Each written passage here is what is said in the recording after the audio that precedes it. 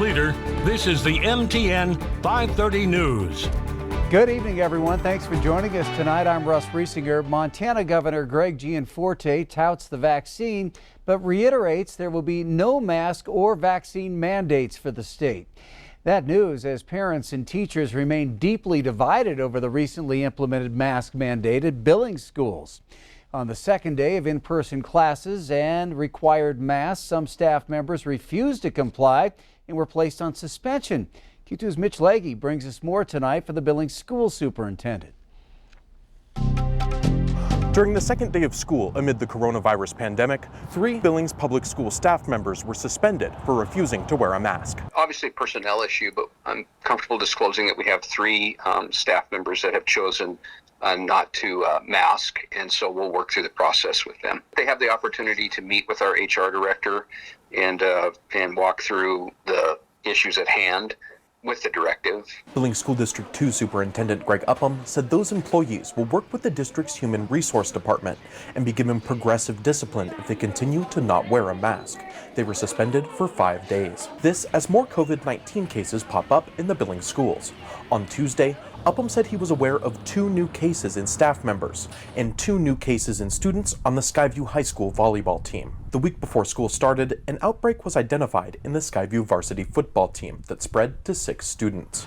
The outbreak triggered Upham to implement the mask mandate in schools. On the whole, Upham said there were few problems with people not wearing masks on the second day back. All high school students were in today, and they were just super excited to be in school and very respectful, very compliant with the masks. They just went right into school and went to work. It was very wise for us to start the year with masks because I know a lot of people, I don't know a lot of people, but I would assume there would be students and staff that came in with COVID virus, and so I think we did the best precautionary measure we could have. As another COVID mitigation strategy, the district will offer free testing to students, staff, and any of their immediate household family members this year through St. John's United.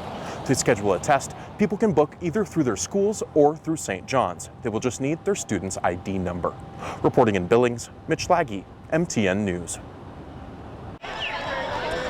And this is a live look at the Yellowstone County Courthouse lawn right now as several parents have started to gather to protest the School District 2 mask mandate.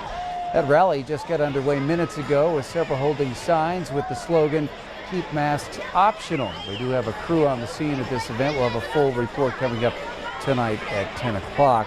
It's not just parents protesting the decision. The Billings Education Association says it's decided to pursue appropriate action to make sure members' voices are heard, and also calls the superintendent's memo to staff, quote, inappropriate and insulting, although the union doesn't say what actions it plans to take.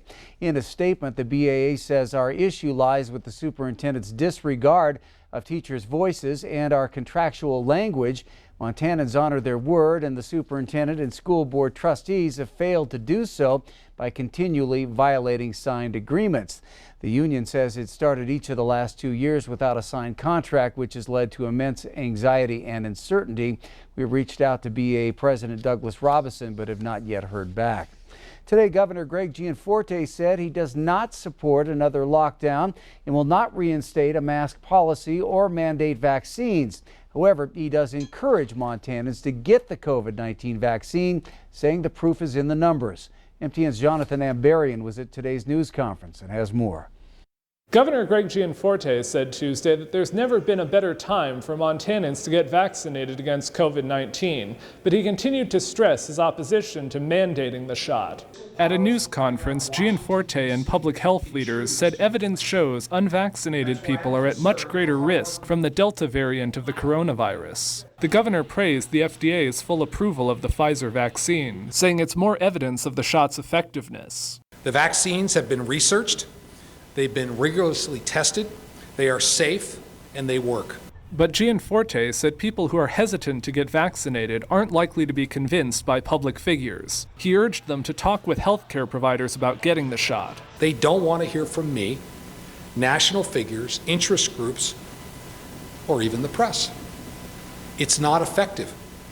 They want to consult with medical providers they trust, their doctor, and their pharmacist. He said the state of Montana won't implement any mandate for COVID vaccination or return to a mask mandate. The state has reported an uptick in new vaccinations in recent weeks. Gianforte also sharply criticized the Biden administration for their handling of the withdrawal from Afghanistan, saying troops shouldn't have been pulled out before all Americans and their allies were safe from the Taliban. But our withdrawal was a poorly prepared and rushed calamity, and it leaves many of them at risk.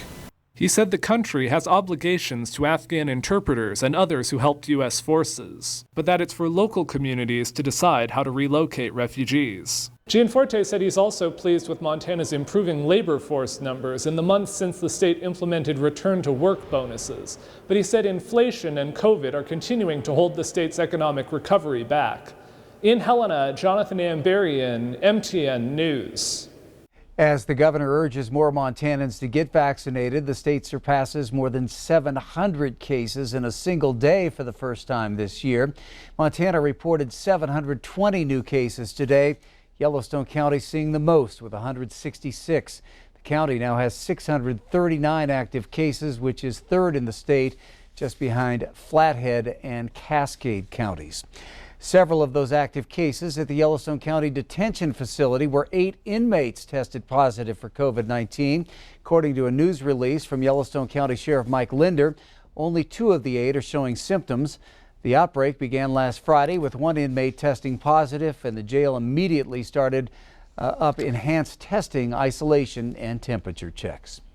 All right, turning to Chief Meteorologist Ed McIntosh. All is pretty calm out there right now, but we could be seeing some storms later in the week. That's right. As the week goes on, the chance of strong to severe storms will increase, especially by tomorrow afternoon and into Thursday. Tonight, we've just got a few showers here through northern Wyoming. Otherwise, it's been fairly quiet, and we're back a little bit on the smoke in the air as well. But by tomorrow afternoon, we could be looking at some stronger storms across eastern Montana from Miles City over into the Dakotas, and hail is a threat with some of those storms by later in the afternoon and evening. By the time we move into Thursday, Billings is included in that green shaded area where, again, strong storms with hail and the potential of gusty winds around storms. We're certainly not looking at the moisture potential we did from the storms from a week ago, but strong to severe storms are a real possibility.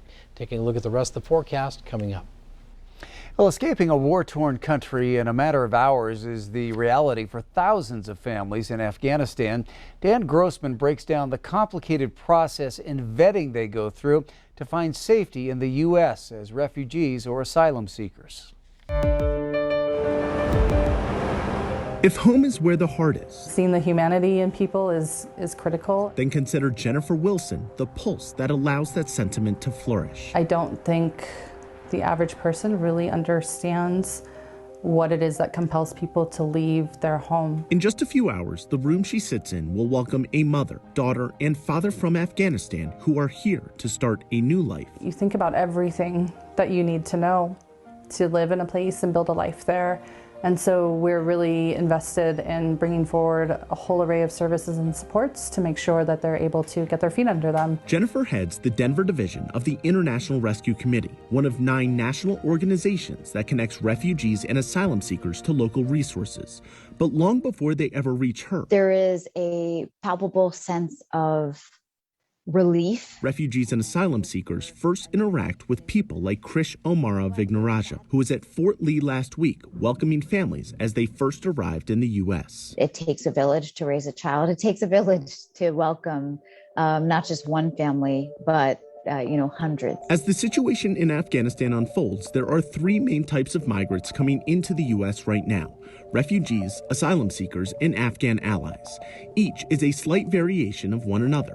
Refugees have typically begun the immigration process months, if not years, in advance.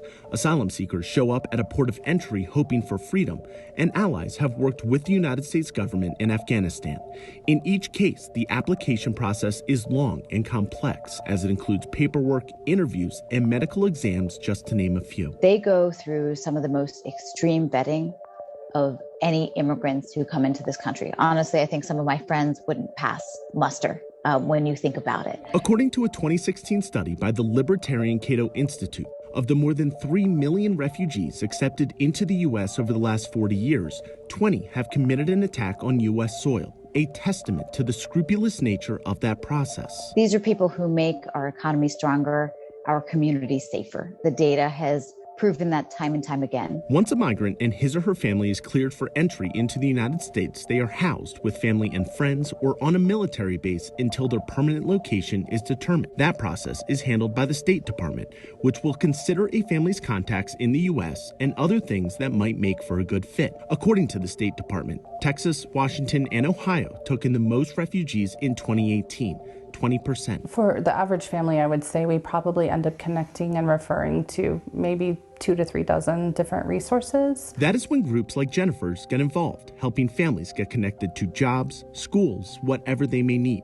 Between October 2020 and June of this year, her group helped resettle 65 migrants, a number they have matched in just the 2 months since. We know that when people not only make connections within their own community, what we call social bonding, but also experience social bridging by reaching others who don't share their language, their culture, their religion, their nationality, that's when they really start to feel like they're at home again. In these communities, Jennifer says that can take up to a year or even 2 as these families work to find familiarity, community, heart, and a new home. I'm Dan Grossman. Well, up next on tonight's MTN 530 News here on Q2. This here has just turned my life upside down. Months after being diagnosed with COVID, a Billings woman still struggling with unexplainable symptoms. We're taking a closer look at long haulers in tonight's Your Health Matters.